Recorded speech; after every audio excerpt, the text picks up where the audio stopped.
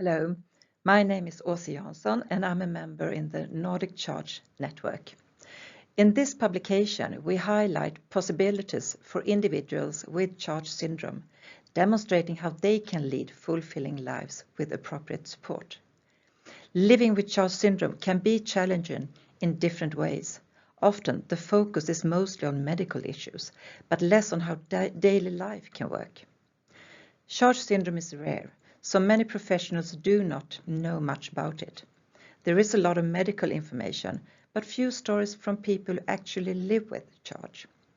This publication is based on real experiences and stories from people with Charge and their relatives. We hope the publication can show the diversity and give a voice to a group that seldom is heard. The Nordic Network has been active for 23 years and has members from Sweden, Norway, Iceland and Denmark. The network supports professionals and families by sharing knowledge and raising awareness about Charge syndrome. Its focus includes educational, behavioral and psychological aspects.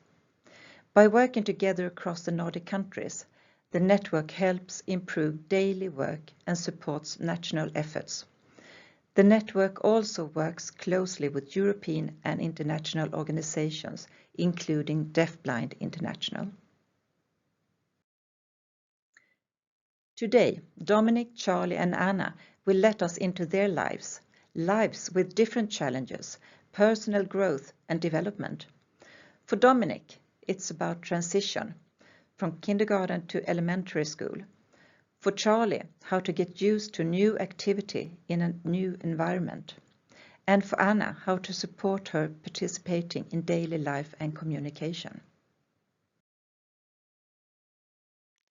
Hello, I'm Frida and I'm from Sweden and I'm the coordinator of this network.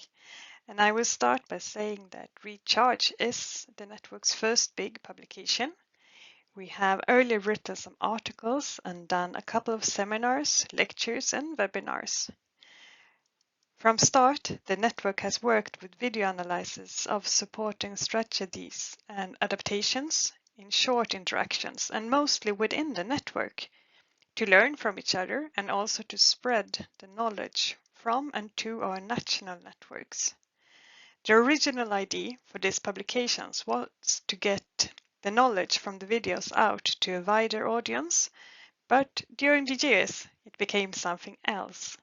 We want the same audience to meet the individuals with Charge, to hear their stories, to learn directly from them. So we have now included both case studies and interviews. And of course, we've done some ethical considerations. Since Charge syndrome is rare in the Nordic countries, we chose to anonymize all stories and use pseudonyms, fictitious names that could work in all our countries. We also rewrote the material and removed identifying details where necessary. For writing the chapters, we followed a template to make the text recognizable throughout the publication. All members wrote in their own language, and we then used a translation program to get it all in English. And then rewrote some parts again to get the facts and the medical aspects correct. So today, as also mentioned, we will talk about the chapters with the case descriptions. The approaches in the case descriptions varied. In all cases, video was used as a tool, but the method differed. In Dominic's and Charlie's cases, video was used during observations that took place over an extended period of time. And interventions were made with the professionals working with Dominic and Charlie between the observations. Anna's case, on the other hand, involves a more in-depth video analysis of a single situation and interviews with Anna's assistants. In every case, documentation was used as support, and the common goal was to identify strategies and adaptations that promoted the individual's development across different areas. And now, Asta will tell you about Dominic. Thank you for that. My name is Ásta and I'm from Iceland. I've been part of the Nordic Church Network for more than 6 years now. I'm going to tell you about Dominic and his transition from kindergarten to elementary school. Dominic is a 7-year-old boy who lives with his parents and one brother. He's kind and loving and he loves Lego. He speaks 2 languages and actually reads 3. He has a unique memory for numbers, names, dates, people and places. He really enjoys spending time with adults, talking to them about his interests, and also learning about others and their lives. He wants to know about people's birthdays, where they live, how many children they have, and how old they are. He finds the details in life interesting, and he remembers them. He also has a great sense of humor and likes to joke around. A little about how charts affect his day-to-day life. Dominic has hearing loss in his right ear and uses hearing aids. He is sensitive to light and has a visual acuity of 6/12 in both eyes, which means that what he sees at distance of 6 meters, people with 100% vision see at 12 meters. He does not have coloboma, which is common in charge, but he has facial nerve paralysis and cannot close his right eye, so he needs eye drops several times a day. He also uses glasses for his farsightedness and filter glasses also for outdoor activities. He does not have a sense of smell, which the family discovered when he was around 5, and he has a very high tolerance for spicy food. He had a heart condition when he was younger, but it does not affect him now. GERD has affected his speech as well as his fine and gross motor skills, and he struggles with balance. When Dominic was 6 years old, he started primary school, which was a big change for him. He moved from a small kindergarten with just under 60 students and about 25-30 teachers and staff, and to a primary school with more than 600 students and over 80 staff members. And even though he was popular among his peers, it was a lot for him and he needed some adjustments. He enjoyed the school projects a lot and often received extra tasks because he finished so quickly. He is sensitive to loud noises and bright lights, and he relies on routine and predictability. He also becomes attached to people he likes and trusts, so it was difficult for him when staff members got sick and substitute teachers stepped in. In those situations, he felt a loss of control, which often led to frustration. His energy levels also varied depending on the time of the day and the day of the week. He was more tired at the end of the day and at the end of the week. He was not participating in any after-school leisure activities, and his family was still waiting for a support family or after-school support. They had been waiting for many years and found it difficult to find people, especially since their extended family lives in another country. As you know, in our publication, we wanted to highlight the voices of people living with CHART syndrome, and in this case, also the voices of his family and school environment. For Dominic, we focused on his transition from kindergarten to primary school, what went well, and in which areas he needed additional support, and how to provide that support. So, how did we do this? First of all, we visited Dominic and his teachers at his school during his first 2 years of primary school. In the beginning, we did not plan to be there for such a long time, but it was actually fantastic to see the changes during this period. We used 3 main approaches: observations, interviews with teachers and parents, and interventions within the school setting. We conducted 4 observation sessions, held 6 interviews with his teachers in school and the after-school program, and had 4 conversations with his parents, and mostly with his mother. Interventions were implemented whenever needed. Between the observations and interviews, we stayed in regular contact with both teachers and parents through email and phone calls. So, what did we learn? During the first year, various situations would upset Dominic, like loud noise, big group activities, bad quality room acoustics, or if he was tired or hungry. Understanding his feelings and triggers was crucial for the teachers, and that took time. We learned that having a consistent daily routine was very important for him. as well as having a clear overview of what would happen each day. Visual supports were also helpful, both pictures and even more so, written instructions and schedules, since he learned to read at the age of 5. Regular breaks and quiet time worked well for him as well. The school incorporated planned breaks into his routine to help reduce anxiety and stress. And Dominic needs time to build trust and get to know everyone working with him. It is crucial to give him that time. For example, he needed to have lunch in a small quiet room in the beginning of the school year, but eventually he was ready to join the class and other classes in a larger space. He also needed some encouragement to participate in various activities both in school and in the after-school program.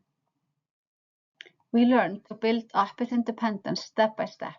Things like him getting his own books, papers, snacks, and setting reasonable demands. Being firm but kind, using his interests to take part in the activities, and using small groups whenever possible to help engage in positive interactions. Of course, he needs his support, and that he got from various teachers, assistant teachers, and other staff in school. Last but not least, I want to mention sensory overload and stress.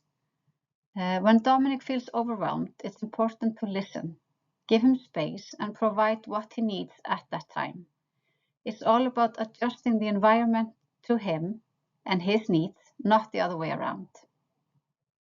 So, to sum up, with time, adjustment, and good assistance, Dominic is now happy in school. He's more independent, social, and relaxed. And now he gets less upset, interacts more with his classmates, and participates in all activities during the day. He handles unexpected events much better. The first year of school is a big adjustment for any child. It takes time and patience to get used to the teachers, classmates, and the whole school setting. Building trust takes time, but with a positive attitude, passion, teamwork, and solution-oriented mindset, things usually fall into place. I'd like to finish by sharing a quote from one of his teachers.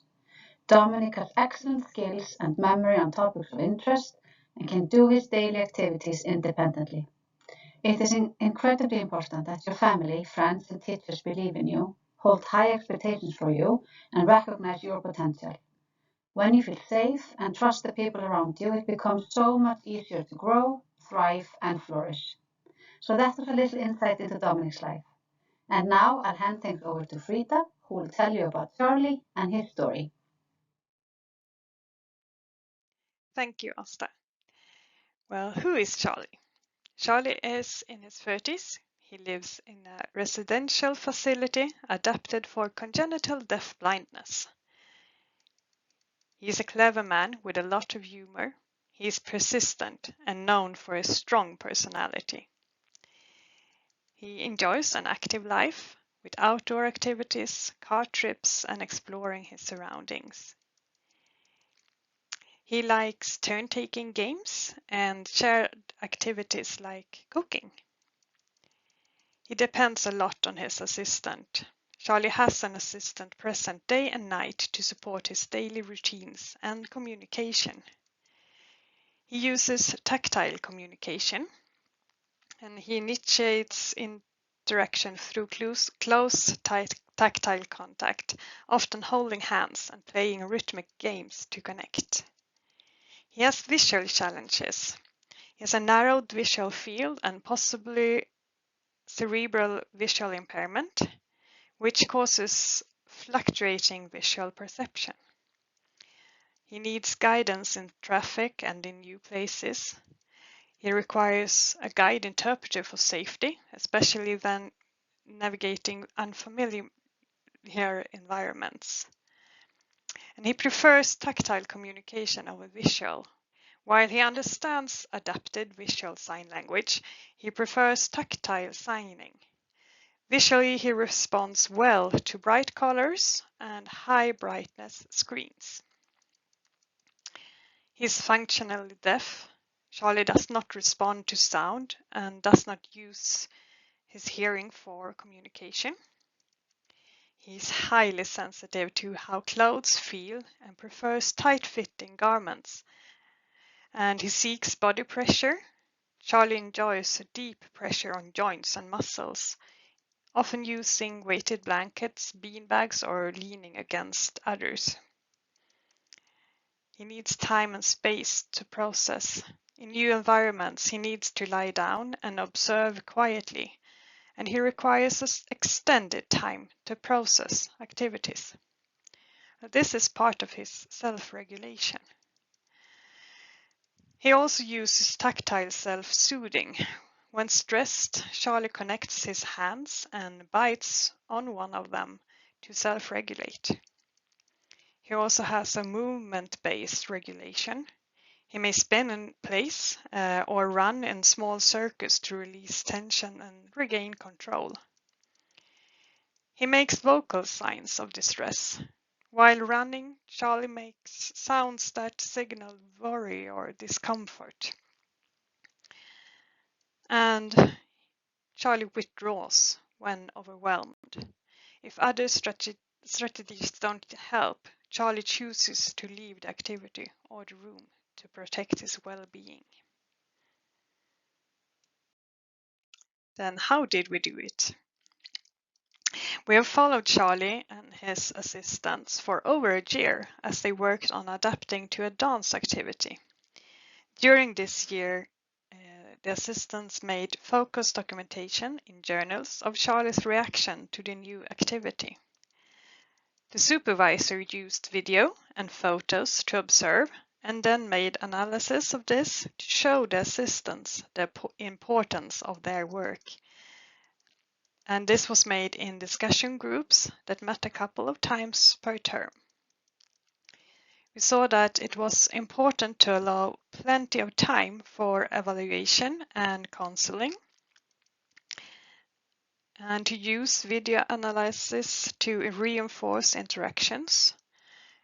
The video also showed progress and helped identify the next step, and to identify adaptations that could help Charlie stay focused in the activity. It was also important to discuss with the assistants why the activity was relevant to Charlie, and to repeat the activity several times before changing anything. What did we learn? We learned a lot about how to support Charlie to self-regulate. He needs predictability. Charlie feels more in control when he knows where he's going and why. Unexpected changes can cause stress. So to employ clarifying methods in preparation, such as pictures, physical symbols, and signs, and to use the same symbol and sign during the activity as in the preparation helped a lot. Charlie is sensitive to environmental changes.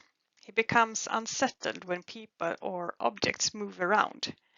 So to create clear paths to the activity by using colors and materials was good. Also to designate a clear place for Charlie using colors, pictures, and symbols. And we saw that straight lines and organized surroundings can help Charlie feel calm, so others can support him by maintaining this structure. I have also written a quote from David Brown in this slide. Fix the body to fix the head to fix the eyes. Lying down calms Charlie and makes focusing on the activity possible. Facilitate positioning strengthens the possibility to participate. And for Charlie, it's also having his partner close to him, communicating and adapting the tempo that is really important. Give plenty of time for Charlie to get used to the location of the activity. Adapt the pace of the activity to his individual needs, and wait for and follow his initiative without making any demands. All this is the importance of his partner knowing him well. I will end with this quote about one of the important things that helps Charlie to feel safe. It's from the supervisor of this case.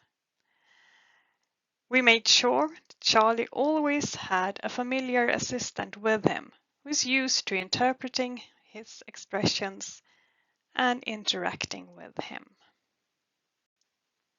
As I said, the importance of the assistant. And now, Susanne will tell you about Anna. Thank you, Frida. I'm going to speak about Anna. Anna is a 30-year-old woman who lives in her own apartment in a residential center. She spends 4 weekdays in an activity center together with other people with deaf blindness. There's a lot of different activities in the activity center. For example, cooking, trips out in the surrounding areas, different kinds of handcrafts, and so on. The last weekday she's spending at home working with an assistant, doing exactly what Anna wants.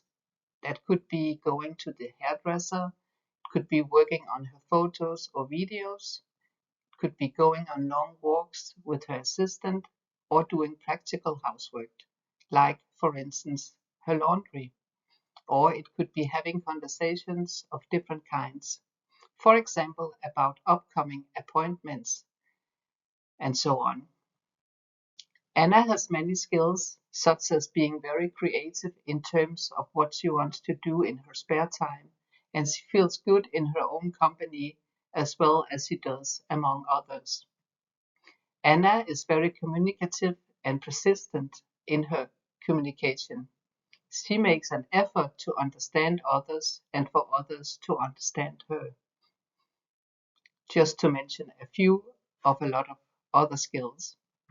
Having charts is challenging Anna in many different ways. For example, she's having an issue with her balance, which means that she sometimes is using a so-called walker, but she's also able to walk shorter distances on her own. Anna has a tracheotomy, which is a tube inserted into her throat. She's also born with a heart failure and has undergone heart surgery as a child.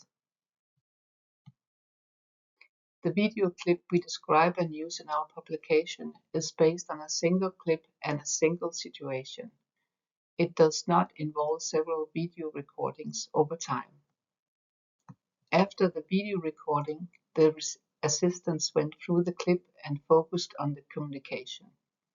They pointed out several sequences and topics they found particularly interesting, and they made transcriptions of these to be even more specific and to be able to go deeper into details.